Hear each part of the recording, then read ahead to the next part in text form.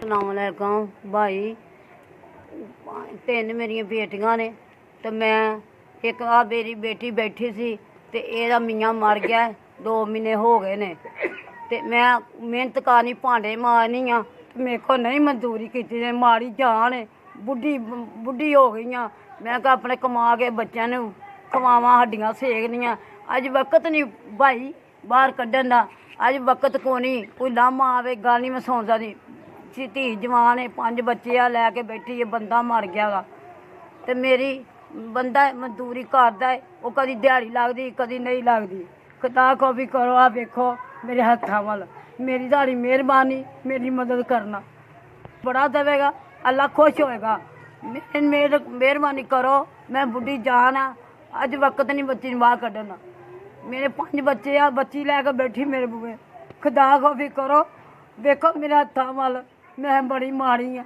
मैं किराए ते रहनी जे मेरे को किराया नहीं दिता जाना ना बिल दे हुंदा है ना किराया दिता जाता है।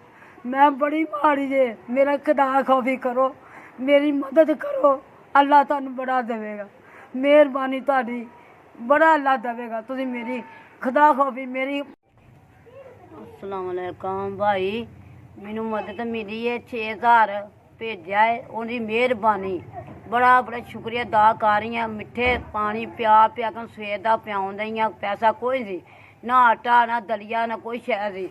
अल्लाह उन्होंने बड़ा दवे मैं तो नहीं अल्लाह बड़ा दवे उन्होंने बीमारियां तो बचावे अल्लाह उन्होंने बड़ा दवे अल्लाह उन्हें मेहरबानी उन्होंने तंदरुस्ती अल्लाह दवे उन्होंने तंदरुस्ती अल्लाह उन्होंने बीमारियां तो अल्लाह बचावे उन्हें की है। मैनू पता नहीं किधरों आए पै किन्ने घल्ले आ ओहदी मेहरबानी अल्लाह उन्होंने बचाए बीमारियां तो अल्लाह उन्होंने तंदरुस्ती दवे तो मैं तो दवावां दिनी ओहदे माँ प्यो की खैर होवे मैं झोली अड्ड के दवा देआं दी अल्लाह दी खैर करे ओहदे माँ प्यो की खैर होवे ओहदी भी खैर होवे जिन्हें मैनू पैसे घल्ले 6000 ते अल्लाह उन्होंने बड़ा दवे।